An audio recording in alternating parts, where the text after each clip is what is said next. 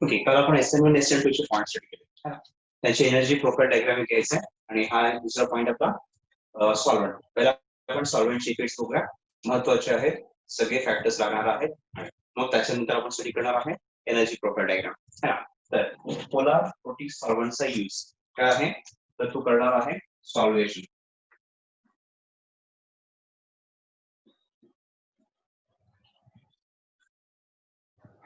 सॉल्व्हेशन म्हणजे काय करणार आहे, सपोज कार्बोकॅटायन जर फॉर्म केला, कार्बोकॅटायन म्हणजे डेल्टा प्लस प्लस आहे असतो, त्याला काय करणार, हे मायनस पार्ट जे आहे त्याला सॉल्व्हेट करणार. कसे, तर पहिला स्टॅबिलायझेशन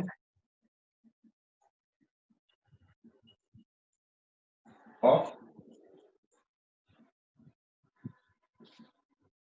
कार्बोकॅटायन.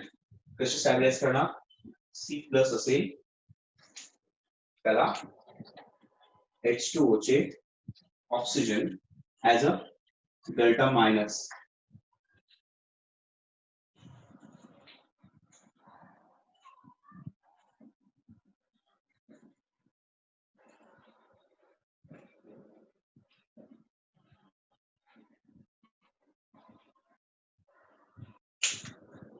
सो हा आहे वॉटर मॉलिक्यूल. तुम्ही ते वॉटर घ्या, अल्कोहोल घ्या, चालेल.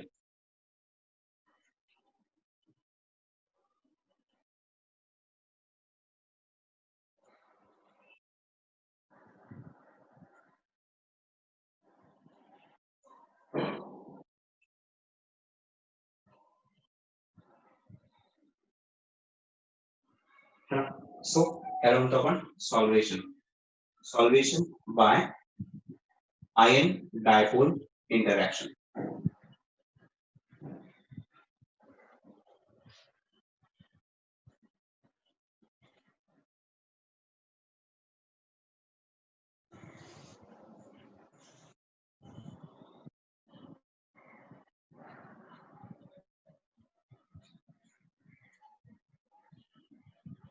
So this is a solvation effect, right? So carbocation stabilized by solvation, or you can say carbocation is stabilized by stabilization of carbocation by ion dipole attraction. So this carbocation is stabilized by ion plus ion purity. So pure ion आणि हा आहे dipole, ion dipole attraction. त्यालाच आपण म्हणणार आहे solvation effect. Clear आहे? So how stability of carbocation is increased by using a polar protic solvent. Using a polar protic solvent. हे सगळे polar protic solvent चे application. सगळ्यात महत्त्वाचा पहिला पॉइंट है ना. अशा आणखी एक पॉइंट बघायचा आहे. सो दोन पॉइंट स्टडी करताय. एक पॉइंट हा झाला. तर दुसरा पॉइंट काय असणार आहे, सेकंड ऑप्शन काय आहे यामध्ये, तर कार्बनला हा फॅक्टर कधी वापरताय, फॉर SN1. SN1 का, कारण SN1 मध्ये कार्बोकॅटायन तयार होतो ना, त्यामुळे SN1 ला वापरता. सो SN1 साठी आता डिशन आहे आणि ठीक आहे बघा, लिव्हिंग ग्रुप जो आहे हा लिव्हिंग ग्रुप डिपार्ट व्हायला पाहिजे. लिव्हिंग ग्रुप डिपार्ट व्हायला पाहिजे. आता हा लिव्हिंग ग्रुप आहे, सपोज हा लिव्हिंग ग्रुप आहे, त्याला निघून जायचंय. हा स्वतः जात नाहीये, ठीक आहे, जायचे चान्सेस पण असतील, पण आता थोडाफार तरी सपोर्ट लागेल ना. And that support is from solvent. So solvent living ग्रुपला डिपार्ट होण्यासाठी हेल्प करेल. प्लस जे काही कार्बोकॅटायन तयार होईल त्याला सॉल्युशननी स्टॅबिलाइज करणार. सो आपल्याकडे ते दोन ऑप्शन्स दिसतात, राईट. सो म्हणजे सेकंड पॉइंट जो आहे,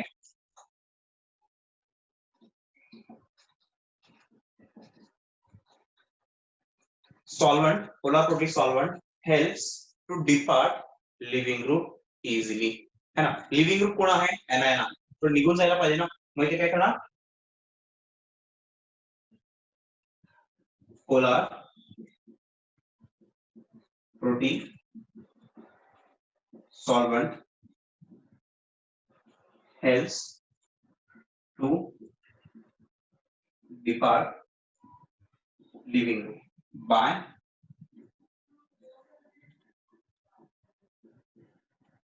आपल्याला मला सांगा, सॉल्युशन फक्त कॅटायन्स,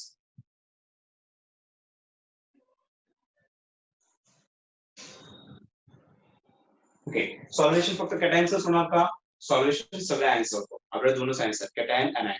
सो कॅटायनचं सॉल्युशन झालं आहे. मग आता लिव्हिंग ग्रुप निघून चाललाय ना, त्यापासून काय तयार होतो, leaving group as a anion depart होतो, nucleophile as a anion attack.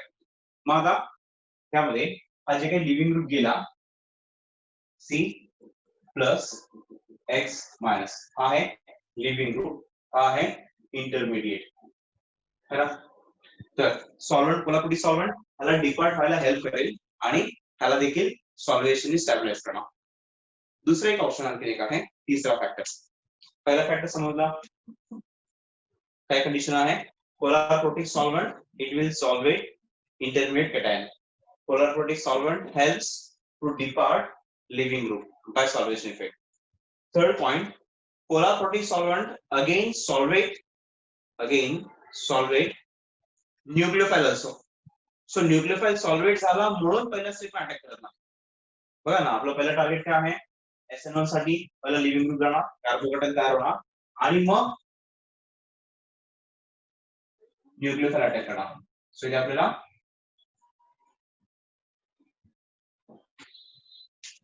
So nucleophile second step में अटॅक करायला पाहिजे, पहिल्या स्टेप में अटॅक करू नये. म्हणजे न्यूक्लियोफाइल असेल पण तो होल्ड करून ठेवलेला आहे, त्यामुळे पहिल्या स्टेप में अटॅक करत नाही.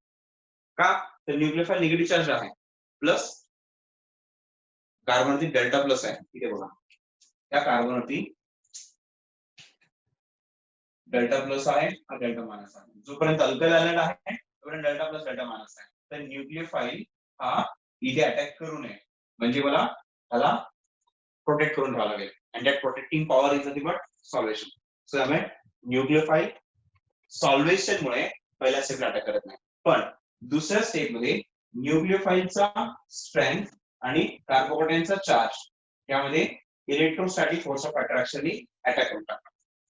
हा, त्यावेळेस सॉल्व्हेशन त्याला होल्ड करत नाही. का, ion ion interaction should be stronger than ion dipole interaction. तुम्ही हा आठवड्याला पाठ केला ना, ion ion interaction is always more stronger than ion dipole interaction और आयन हायड्रोजन बॉन्डिंग. त्यामुळे न्यूक्लियोफाइलला सॉल्व्हेट केलाय, बाय त्या सॉल्व्हंटनी न्यूक्लियोफाइल सेम आहे. इथे मी डेल्टा मायनस सराउंड केला प्लसला, तसा न्यूक्लियोफाइलच्या काय करा, न्यूक्लियोफाइलला ह्याला सगळे हायड्रोजन्स सराउंड करा सॉल्व्हेशन मध्ये.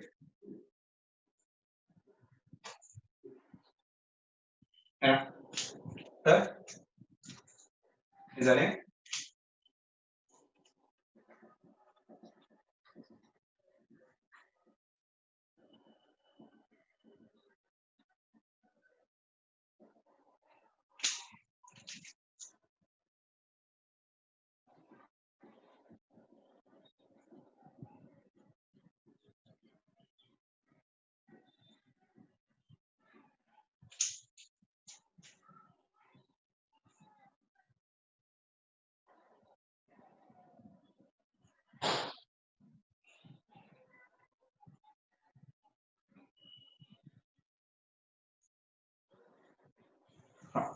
So nucleophile is solvated by water molecule, polar protic solvent, है ना. So because of solvation nucleophile stable झाला, प्रोटेक्ट झाला.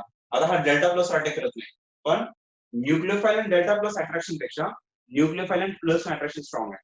त्यामुळे जोपर्यंत प्लस तयार होत नाही तोपर्यंत न्यूक्लियोफाइल प्रोटेक्टेड असणार. एकदा प्लस कार्बोकेटाइन फॉर्म झाला, न्यूक्लियोफाइलला प्रोटेक्ट करू शकत नाही सॉल्व्हंट, का, आयन एनायनचा and कॅटायनचा अट्रॅक्शन स्ट्रॉंग आहे, electrostatic force of attraction.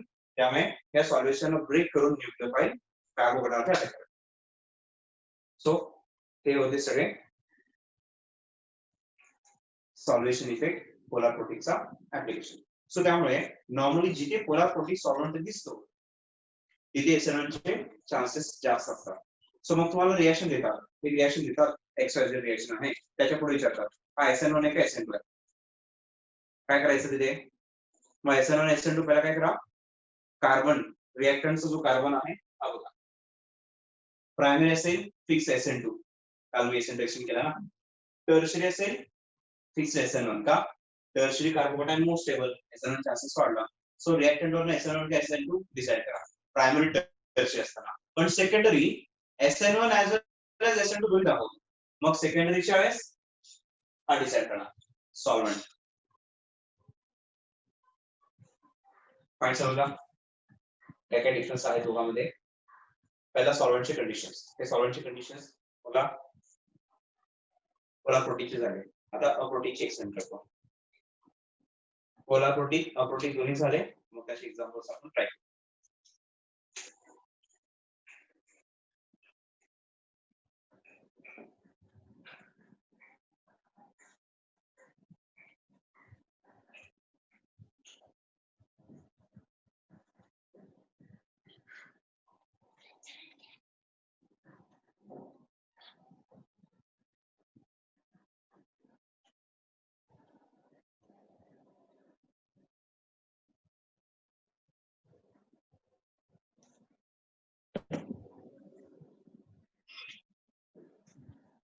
So second solvent, that is the polar aprotic. So याचा मीनिंग काय आहे, मागचा सॉल्व्हेंट देखील पोलार होता, हा सॉल्व्हेंट देखील पोलारच आहे, पण छोटासा फरक आहे. काय छोटासा फरक आहे, हा अप्रोटिक आहे, म्हणजे डेल्टा प्लस हायड्रोजन आहे ना, आणि दुसऱ्यामध्ये डेल्टा प्लस हायड्रोजन आहे. दोघांचा छोटासा डिफरन्स. ओके, हा त्यामध्ये काय काय सॉल्व्हेंट्स वापरतात, तर मेन बऱ्याचदा तुम्हाला हा वर्ड दिसेल, DMSO. DMSO is a solvent है ना, तो जो आहे डाय methyl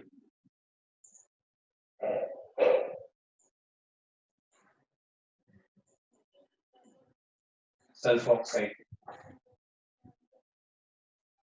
dimethyl sulfoxide, DMSO. Structure जो आहे याचा CH3S double bond O CH2. Point समजला DMSO चा स्ट्रक्चर. ना आता ह्यामध्ये बघा, हा ऑक्सिजन डेल्टा मायनस आहे. Normally oxygen is more electronegative than sulfur है ना, oxygen sulfur selenium, oxygen sulfur selenium tellurium polonium. So upper element more electronegative असतो, त्याचा oxygen should be more electronegative than sulphur. त्यामुळे ऑक्सिजन वरती delta minus आहे, sulphur वरती है ना. सो पॉइंट काय आहे ते, डेल्टा मायनस सल्फॉक्साइडचा डेल्टा मायनस हा टर्मिनल आहे, पण डेल्टा प्लस क्राउडेड आहे. बघा हा जो डेल्टा प्लस आहे सल्फर, आणि याच्यावरती हा ऑक्सिजन आहे, मिथाइल आहे. सो जे delta plus part is surrounded by crowding groups, दोन CH आणि ऑक्सिजन. त्यामुळे पॉइंट काय आहे, डेल्टा प्लस सल्फर कोणाला स्टॅबिलायझेशन मध्ये इन्व्हॉल्व होणार. मग याच्यामध्ये पोलर प्रोटीन मध्ये डेल्टा प्लस हायड्रोजन होता, स्टॅबिलायझेशन इन्व्हॉल्व झाला, लिव्हिंग ग्रुप न्यूक्लियोफाइल झाला. इथे हा जो आहे त्यामधला delta plus part which is surrounded by bulky groups. त्यामुळे कंडिशन काय आला, डेल्टा प्लस ओपन्ड नाहीये, त्यामुळे तो कोणाला प्रोटेक्ट करण्यामध्ये किंवा कशामध्ये इन्व्हॉल्व होत नाही. Delta plus sulphur DMSO. Sir दुसरा एक आहे सॉल्व्हेंट, नॉर्मली तुम्हाला दिसेल तो DMF. DMF डाय मिथाइल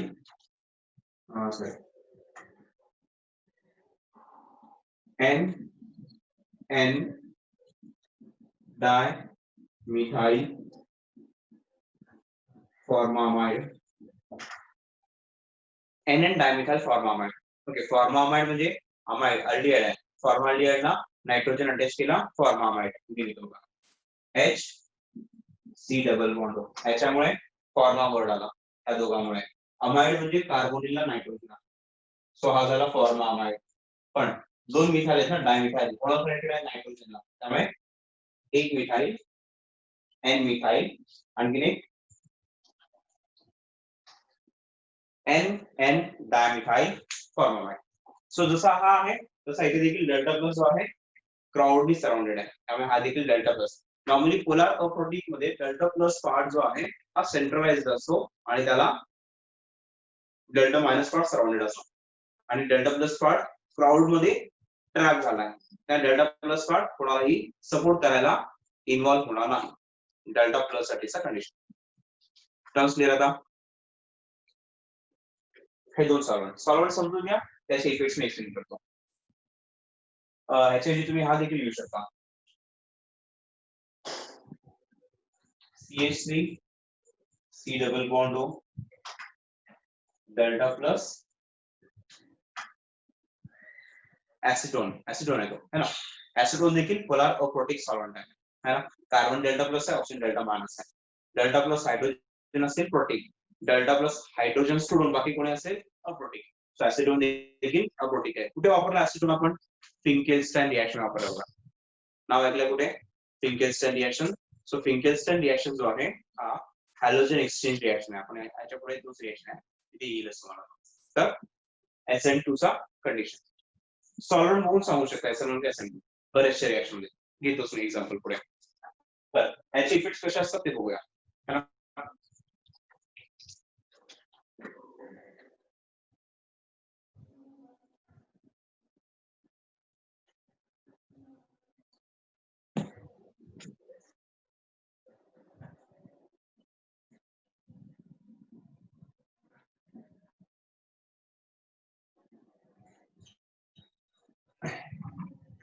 इथे बघा, मी एक पॉइंट्स लिहिते, तुम्हाला दिसत असेल. प्लस मायनस लिहिला, प्लस डेल्टा मायनस लिहिला, डेल्टा प्लस मायनस लिहिला, है ना. या दोघांचं अट्रॅक्शन याला म्हणतात इलेक्ट्रोस्टॅटिक फोर्स ऑफ अट्रॅक्शन. इथे आयन डायपोल अट्रॅक्शन, इथे आयन डायपोल अट्रॅक्शन, है ना. त्यासाठी कंडिशन काय आहे? The distance between cation and anion एक मिनिमम पॉइंट पाहिजे, मिनिमम, है ना. फॉर एक्झाम्पल बघा, हा एक मॅग्नेट आहे आणि हा एक मॅग्नेट आहे. मी एक मॅग्नेट त्या भिंतीला लावला आणि दुसरा मॅग्नेट त्या भिंतीला लावला, एकमेकांना अट्रॅक्ट करतील का? ते झिरो इफेक्ट. म्हणजे पॉइंट काय आहे? दोन मॅग्नेटचा गॅप खूप जास्त असेल, हे दोन एकमेकांना अट्रॅक्ट करणार नाही. दोन मॅग्नेटचा डिस्टन्स थोडा कमी केला, एकदम नेग्लिजिबल अट्रॅक्शन असेल. दोन मॅग्नेटचा डिस्टन्स खूप कमी ठेवला, स्ट्रॉंग अट्रॅक्शन असेल. डिफरन्स कळतो काय म्हणायचंय? दोन मॅग्नेट मधला गॅप जेवढा कमी तेवढा स्ट्रॉंग अट्रॅक्शन. दोन मॅग्नेट मधला गॅप वाढला, अट्रॅक्शन वीक. सेम पॉइंट, ह्या दोघांमध्ये एक मिनिमम गॅप पाहिजे, मग तिथे तुम्ही ion electrostatic force of attraction म्हणता, है ना. असं बघा, एक कॅटायन इथे आहे, एक एनायन इथे आहे.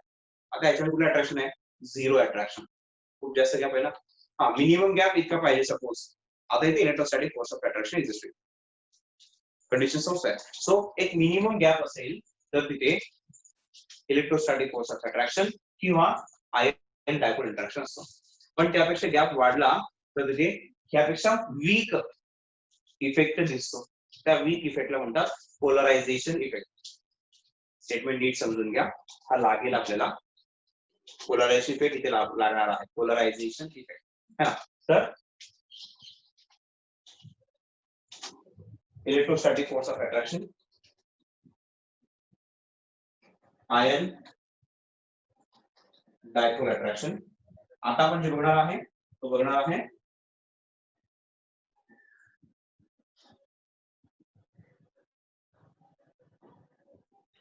पोलरायझेशन इफेक्ट, है ना.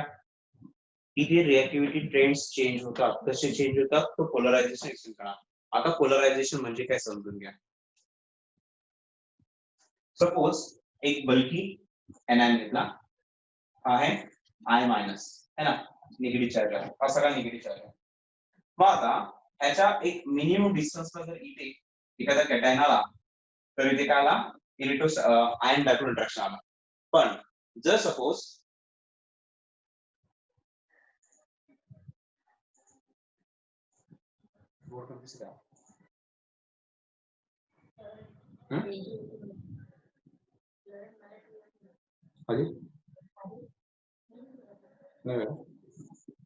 सो ह्या दोघांमधला गॅप मिनिमम असताना हा जो अट्रॅक्शन आहे त्याला आपण म्हणणार आहे आयन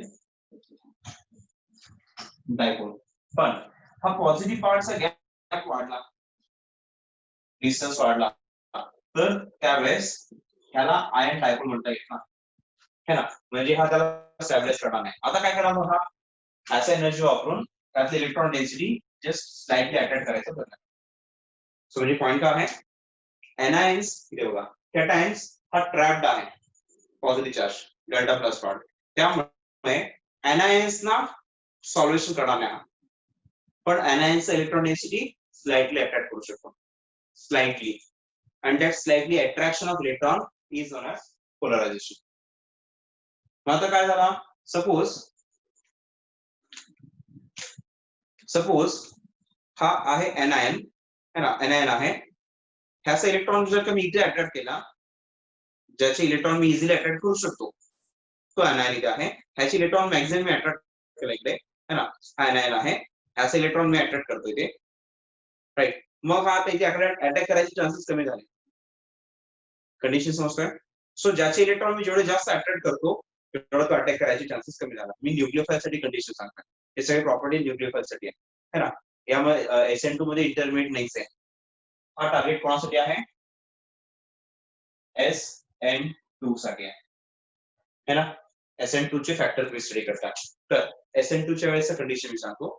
SN2 मध्ये न्यूक्लियोफाइल अटॅक करायला पाहिजे तर पोलार अप्रोटिक सॉल्व्हेंटमुळे कार्बोकॅटायन तयार होत नाही. कार्बोकॅटायन तयार होत नाही म्हणजे SN1 होत नाही. मग राहिला कोण आता, है ना. पोलार प्रोटिक सॉल्व्हेंट कॅटायनला स्टॅबिलाइज करतो कार्बोकॅटायनला, म्हणून SN1 झाला. पण अप्रोटिक असल्यामुळे कार्बोकॅटायनला स्टॅबिलायझेशन चान्सेस नाहीये बाय सॉल्व्हंट, त्यामुळे SN1 चान्स गेला, SN2 ची चान्स आला. मग आता SN2 मध्ये त्या सॉल्व्हंटचा एक छोटासा आणखी एक साइड इफेक्ट पण आहे. त्या साइड इफेक्टचा पॉइंट म्हणजे पोलरायझेशन. मग तो काय करतो सॉल्व्हंट, हा जो सॉल्व्हंट आहे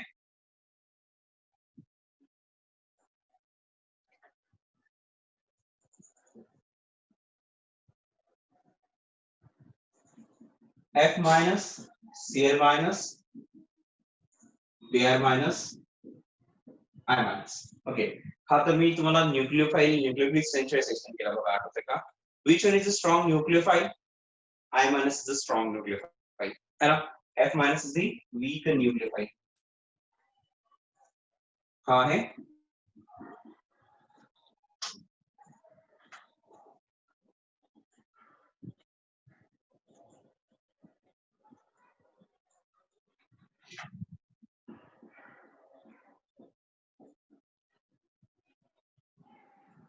nucleophilic strength in protic solvent.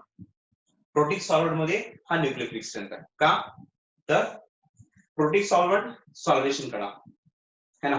कुठल्या आयनचं सॉल्व्हेशन जास्त होतो, जेवढा आयन छोटा असेल तेवढा सॉल्व्हेशन जास्त, सॉल्व्हेशन जास्त झाला म्हणजे प्रोटेक्ट झाला, त्यामुळे अटॅक करायचे चान्सेस कमी. So simple point, smaller is the size of ion, more is the solvation, less is the reactivity, right. Size, ionic size is inversely proportional to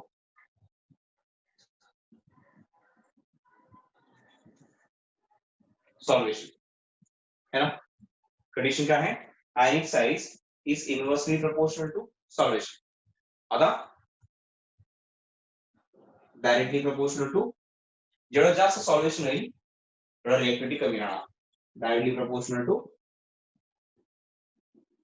reactivity of nucleophile. हे point solvation साठी झाले. So त्याचा point काय आहे, I minus is a smaller size, I minus is a bulkier ion, हा सगळ्यात bulky आहे है ना. जेवढा साइज वाढेल तेवढा सॉल्व्हेशन कमी होईल, आणि जेवढा सॉल्व्हेशन कमी तेवढा रिएक्टिव्हिटी जास्त है ना. डिफरन्स करतो काय म्हणायचं. सो F मायनस छोटा आहे, जेवढा छोटा साइज आयन आहे तेवढा सॉल्व्हेशन जास्त, इनवर्स आहे ना. छोटा साइज सॉल्व्हेशन जास्त, रिएक्टिव्हिटी कमी, त्यामुळे F मायनसचं सॉल्व्हेशन सगळ्यात जास्त होणार. तुम्हाला हा सिक्वेन्स लक्षात ठेवायचा, त्या बेसिस पुढची सगळी रिएक्टिव्हिटी येऊ शकतात. टर्म समजला ना. आता पोलरायझेशन कडे येतो, पोलरायझेशनचा पॉइंट सांगतो.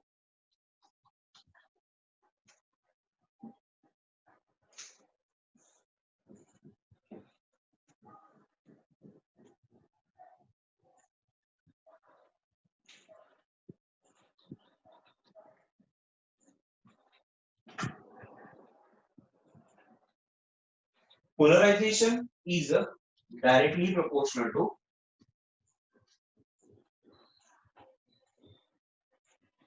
ionic size.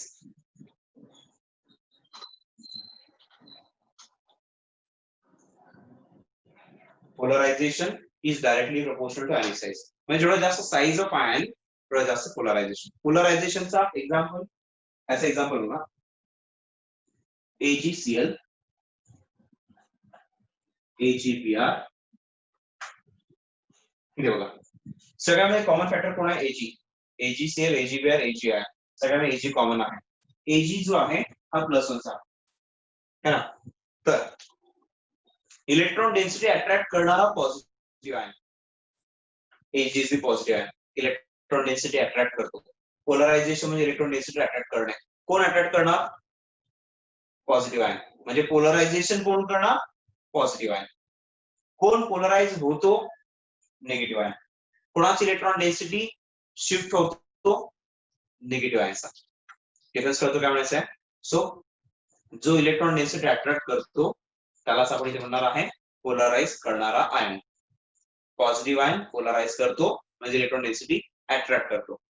Negative ion polarise होतो म्हणजे negative ion electron density positive ion कडे शिफ्ट करतो.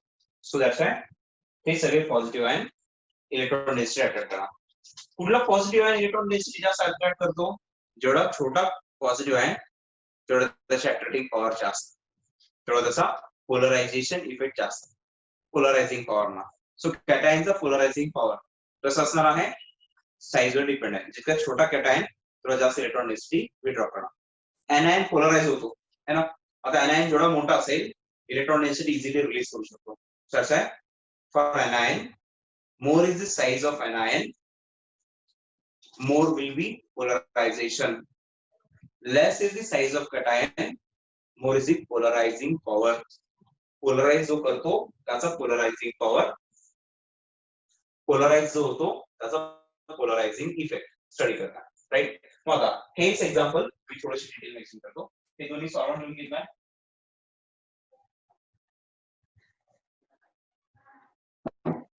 इथे बघा हा आहे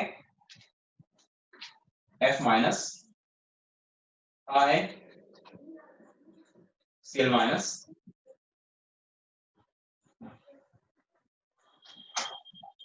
हा है Br माइनस है ना. आणि हा है I माइनस. पण कॉमन फॅक्टर कोण आहे? Ag plus Ag plus Ag plus. So हा झाला मॅग्नेट अट्रॅक्ट करणारा आणि हा झाला आयर्न पीस, आयर्नचे मेटल पीसेस है ना. सो आयर्न मेटल पीसेस मिळाला आणि हे झाले मॅग्नेट. सो हे इलेक्ट्रॉन डेन्सिटी अट्रॅक्ट करणार, हा इलेक्ट्रॉन डेन्सिटी शिफ्ट करून देणार. मग आता कॅटायन तर सेम आहे. एनायन ह्याची इलेक्ट्रॉन डेन्सिटी शिफ्ट करायची. कोणाची इलेक्ट्रॉन डेन्सिटी जास्त शिफ्ट करू शकता? त्याचा इलेक्ट्रॉन डेन्सिटी मॅक्झिमम शिफ्ट होणार. का? खूप मोठा आहे ना. जेवढा जास्त मोठा असेल तेवढा इलेक्ट्रॉन डेन्सिटी होल्ड करायचे चान्सेस कमी, रिलीज करायचे चान्सेस जास्त. I minus is a bulkier ion, त्यामुळे याची इलेक्ट्रॉन डेन्सिटी इझिली शिफ्ट होऊ शकतो. त्याला म्हणतो मॅक्झिमम पोलरायझेशन. F मायनस सगळ्यात छोटा आहे तर याचा पोलरायझेशन मिनिमम असणार है ना. Minimum polarization for F minus, maximum polarization for I minus. आता I मायनस आहे, मी याचा इलेक्ट्रॉन डेन्सिटी मॅक्झिमम ओढून ठेवला तर आणून ठेवला तर तो इथे अटॅक करेल का पुन्हा? डिफरन्स कळतोय. पोलरायझेशन कधी होतो? पोलरायझेशन इफेक्ट कधी होतो? पोलर अपोटिक सॉल्व्हेंट मध्ये. तर पोलरायझेशन मुळे हा जो आहे हा व्हाईट कलर्ड आहे, हा पेल येलो कलर्ड आहे आणि हा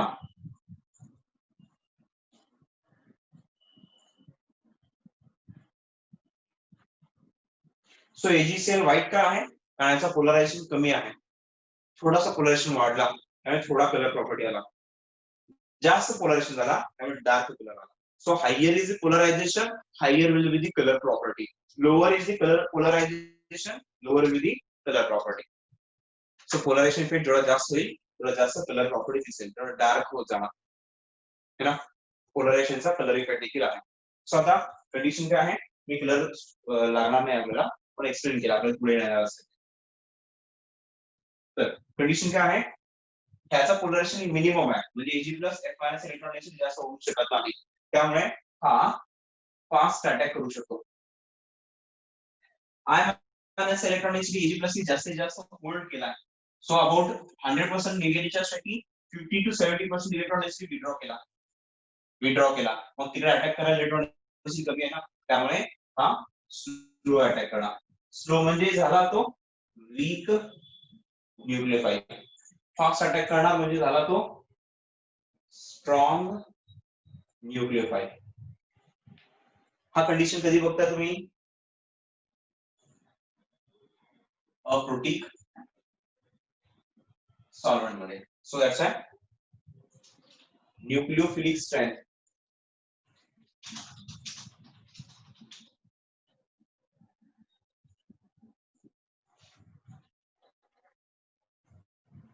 in polar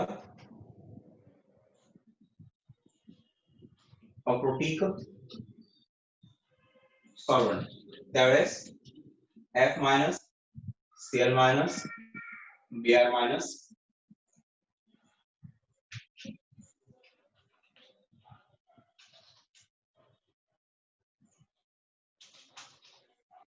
रिएक्शन पूर्ण उलट झालं बघा.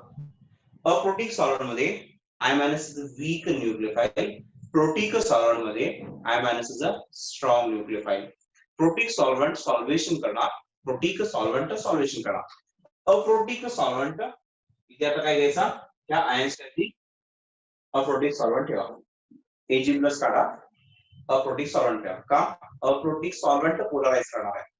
कोणाला जास्त पोलराइज करतो, जेवढा साईज मोठा असेल एनायनचा तेवढा जास्त पोलरायझेशन, एनायन जेवढा छोटा असेल तेवढा कमी पोलरायझेशन, आणि कमी पोलरायझेशन स्ट्रॉंग न्यूक्लियोफाइल, जास्त पोलरायझेशन वीक न्यूक्लियोफाइल. तो लिहिणार आहे सिक्वेन्स, पण हा अप्रोटिक सॉल्व्हेंट साठी. प्रोटिक सॉल्व्हेंट मध्ये प्रोटिकच्या वेळेस I मायनस Br मायनस, हे पॉइंट्स वाचून कधी कळणार नाही, कोणा सांगतो मी, हे पॉइंट्स वाचून अजिबात कळणार नाही, खूप कन्फ्युज करतात, त्यामुळे इथे मॅक्झिमम समजून घ्यायचा प्रयत्न करा. दोन डिफरन्स आहे, पहिला त्याची मिनिंग बघा. प्रोटिक सॉल्व्हेंट सॉल्वेशन करतो, अप्रोटिक सॉल्व्हेंट पोलरायझेशन करतो. डिफरन्स कळला? हा पॉइंट समजला का, मी डायग्राम ड्रॉ करतो त्यावेळेस तुम्हाला कळेल. हे समजले?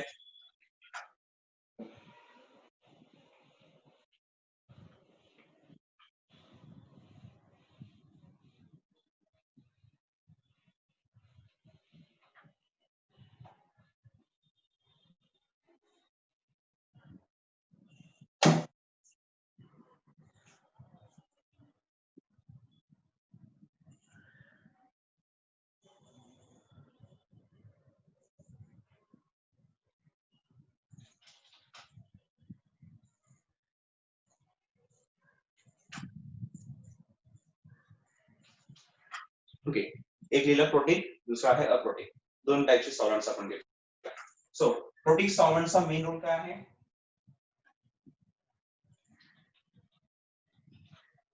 सॉल्वेशन करणं. अप्रोटिक सॉल्व्हेंटचा मेन रोल काय आहे,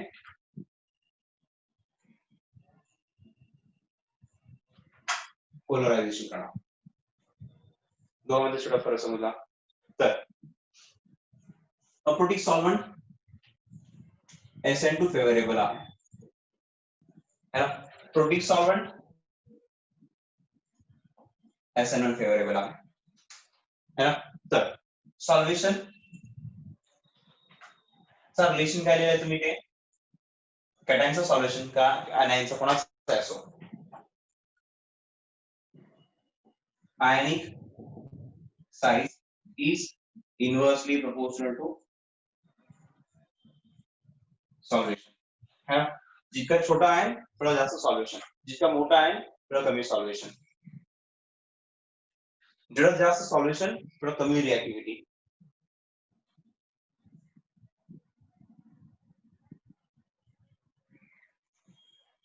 है ना. मग तुम्ही ते न्यूक्लियोफाइल काय घ्या चालेल. तर ह्या पॉइंटवर ना I minus Br minus size of ion. I minus Br minus Cl minus. I minus is a bulkier nucleophile. I minus is a bulkier nucleophile. त्यासाठी काय येणार पॉइंट आयनिक साइज जास्त रिएक्टिव्हिटी पण जास्त. सो जेवढा जास्त आयनिक साइज तेवढा जास्त रिएक्टिव्हिटी. So nucleophilic strength.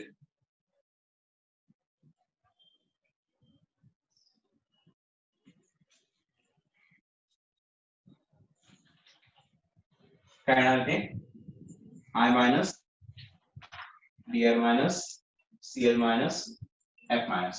सॉल्वेशन जो आहे बाय आयन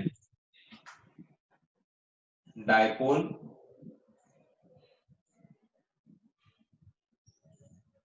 इंटरॅक्शन. सो हा झाला आपला सॉल्वेशनची कंडिशन्स. आता पोलरायझेशन काय झालं. पोलरायझेशन यामध्ये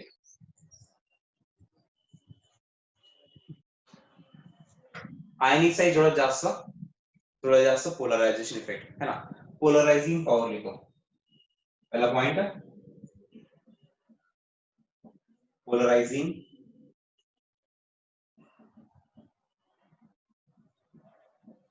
पॉवर.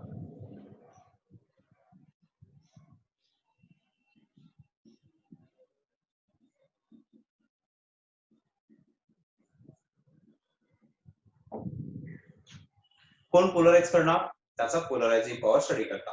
सो पोलराइज करणारा कॅटायन असतो. Less is the size of cation more will be the polarizing power, right. दूसरा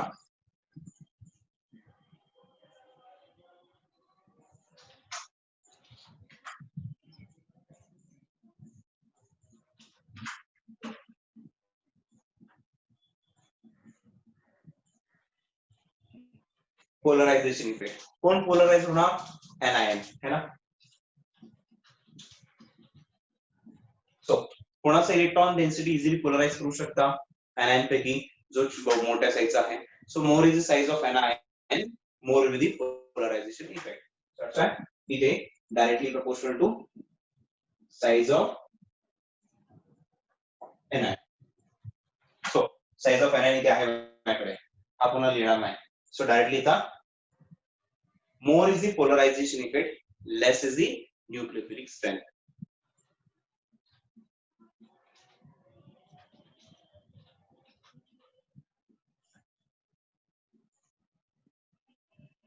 More is the polarization effect, less is the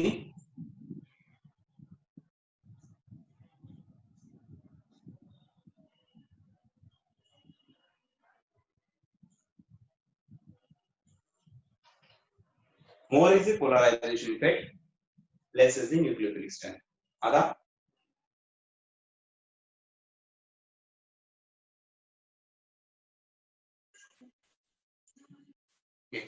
more is the size of anion, more will be polarization effect, hence less is the nucleophilic strength. Relation समजता है. तो इथे nucleophilic strength जो आहे काय घेणार माहिती I मायनस चा पोलरायझेशन जास्त है ना. पोलरायझेशन इफेक्ट लिहूया.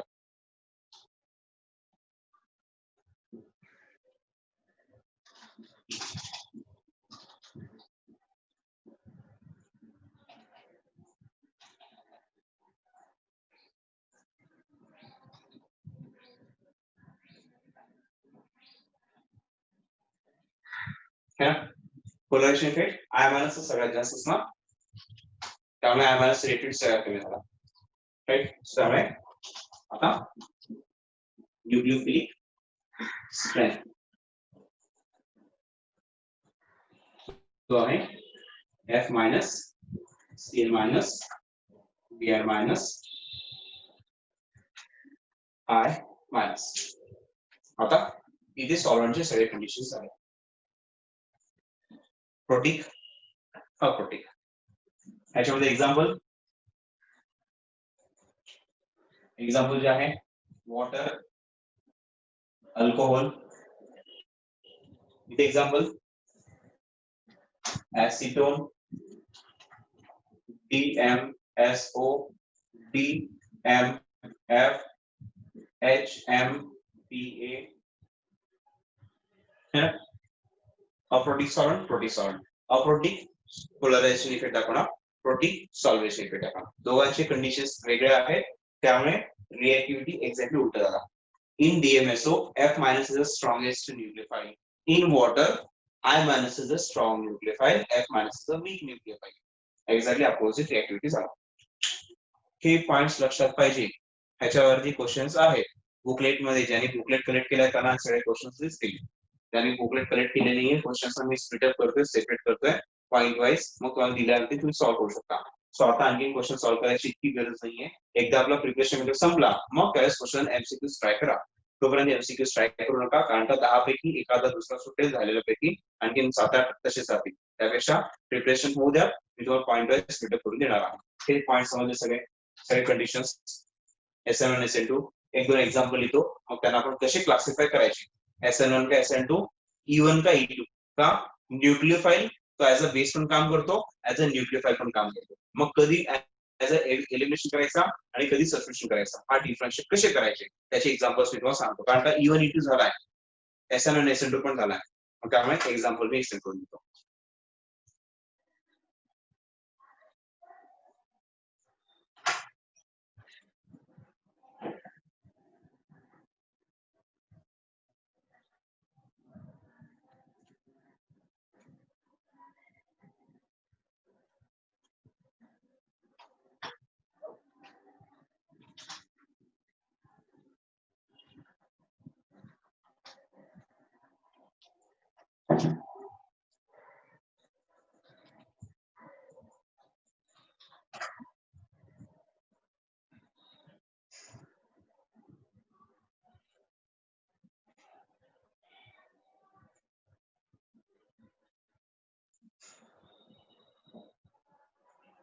ओके, एक दोन पॉइंट्स इथे मी स्पेसिफिक मेन्शन करून देणार आहे, त्याच्यावर तुम्ही रिएक्शन्स इझिली कॅटेगराइज करू शकता.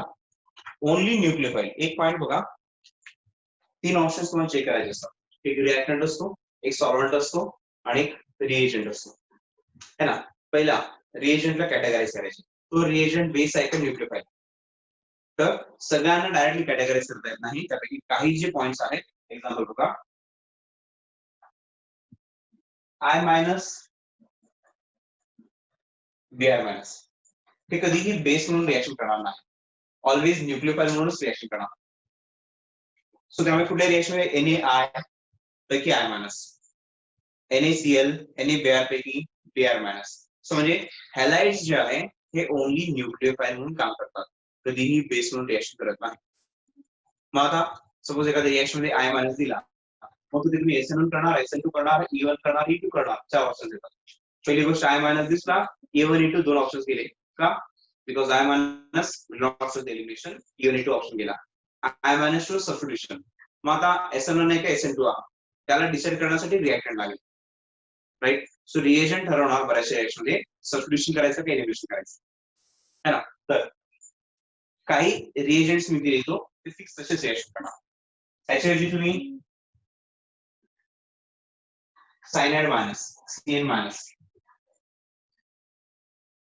सायनाइड हे जे आहे ऑलवेज ओनली न्यूक्लियोफाइल म्हणून काम करतात, फिक्स आहे. त्यामुळे हे याचे रिएक्शन बरेचसे दिसतील तुम्हाला, है ना.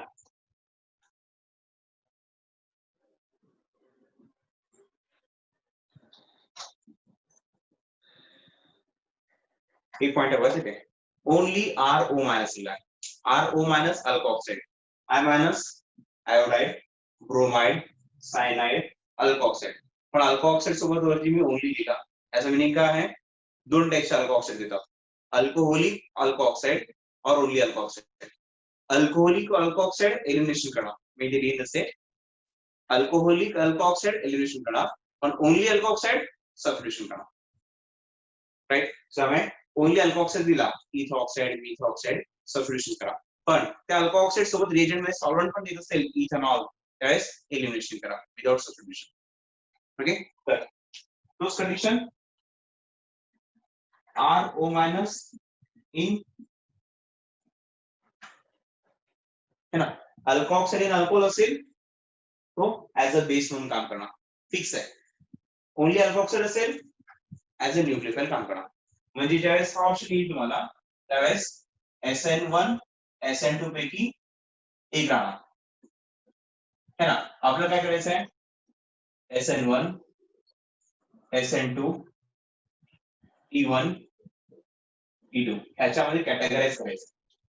सो त्याला कॅटेगराइज करण्यासाठी पहिला मला रिएजंट बघावं लागेल काय आहे. रिएजंट डिसाइड करणार सबस्टिट्यूशन आहे का एलिमिनेशन है ना. ह्याच्याऐवजी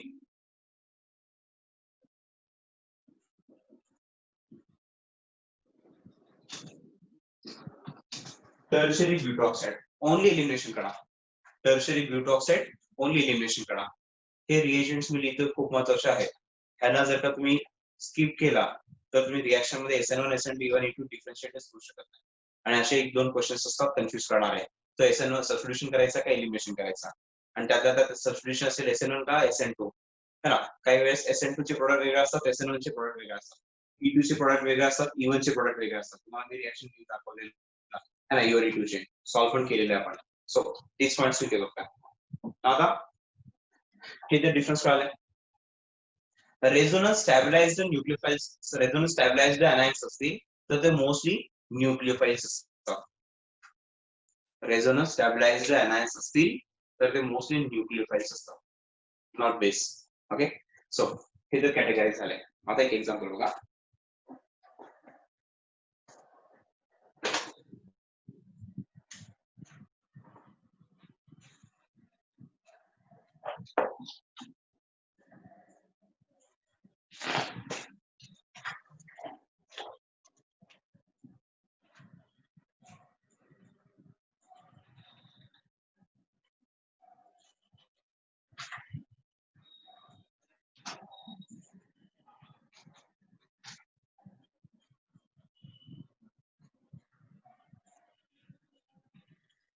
ओके, हा एक एक्झाम्पल आहे. या एक्झाम्पल मध्ये काय दिलं बघा. पहिला स्टेप बाय स्टेप ऑब्झर्व करा. पहिला ऑब्झर्व करताना तुम्हाला ऑब्झर्व करणार रिएजंट ऑब्झर्व करायचं. पहिला टार्गेट रिएजंट असेल आणि दुसरा टार्गेट रिएक्टंट असतो. पहिला टार्गेट रिएजंट, दुसरा टार्गेट रिएक्टंट, तीसरा टार्गेट सॉल्व्हेंट. ओके, तर NaI मधला I मायनस म्हणजे काय आला, एक ऑप्शन भेटला सबस्टिट्यूशनचा, म्हणजे एलिमिनेशन होणार नाही. म्हणजे आपण आता E1 E2 चे ऑप्शन्स गेले. मग आता आपण सबस्टिट्यूशन करणार. ठीक आहे, सबस्टिट्यूशन आहे तर SN1 ते SN2 आपण बघावं लागेल ना. SN1 ते SN2 तर हा आहे कंपाऊंड है ना, रिएक्टंट. जर रिएक्टंट प्रायमरी असेल SN2 कन्फर्म का. SN2 साठी प्रायमरी, सेकंडरी, टर्शरी रिएक्शन करणार. SN1 च्या वेळेस tertiary, secondary, primary. So primary SN1 reaction करत नाही पण टर्शरी SN1 फास्ट करतो. टर्शरी SN2 रिएक्शन करत नाही पण प्रायमरी फास्ट करतो का. SN1 मध्ये कार्बोकॅटायन तयार होतो आणि टर्शरी कार्बोकॅटायन स्टेबल आहे. त्याचा उलटा इथे SN2 मध्ये अँटी अटॅक करायचा आहे. प्रायमरीला क्राउड कमी असतो, अँटी अटॅक इझिली फिजिबल आहे. टर्शरी क्राउडेड आहे, अँटी अटॅक होत नाही. सो ही कंडिशन. माझा पॉइंट आहे बघा. आता प्रायमरी असेल रिएक्टंट कार्बन, प्रायमरी असेल SN2, टर्शरी असेल SN1, पण प्रॉब्लेम काय आहे, secondary shows SN1 as well as SN2. अशा वेळेस सॉल्व्हेंट डिसाइड करणार. अशा वेळेस सॉल्व्हेंट डिसाइड करणार कुठलं रिएक्शन करायचं है ना. सो नॉर्मली रिएजंट ठरवणार सबस्टिट्यूशन का एलिमिनेशन. हा, रिएक्टंट ठरवणार युनिमॉलिक्युलर का बायमॉलिक्युलर. पण रिएक्टंट वरनं युनिमॉलिक्युलर बायमॉलिक्युलर डिसाइड करता येत नसेल त्यावेळेस सॉल्व्हेंटने डिसाइड करा. ओके, आता हा सेकंडरी आहे म्हणजे युनिमॉलिक्युलर SN1, बायमॉलिक्युलर SN2 दोन्ही पॉसिबल. आता काय करतो मी, ह्याला सोडून देतो, ह्याला घेतो सॉल्व्हेंट. ऍसिटोन आहे. ऍसिटोन कोण आहे, अप्रोटिक सॉल्व्हेंट आहे. अप्रोटिक म्हणजे SN1 का SN2? Aprotic SN2 favourable. So म्हणजे रिएक्शन जो आहे हा SN2 चा होणार. SN2 मध्ये काहीही चेंज करायचं नाही, काहीही रिअरेंजमेंट करायचं नाही. SN2 मध्ये रिअरेंजमेंट होत नाही, SN1 मध्ये होतो. म्हणजे ब्रोमीन काढला, आय सबस्टिट्यूट केला, मग आता तुम्हाला कॉन्फिगरेशन पण विचारतात. हा R असेल, है ना, हा जर का R कॉन्फिगरेशन असेल, प्रोडक्टचं कॉन्फिगरेशन काय येणार? SN2 100% inversion. SN2 100% inversion. त्यामुळे हा R असेल तर तो S असायलाच पाहिजे, अपोजिट कॉन्फिगरेशन.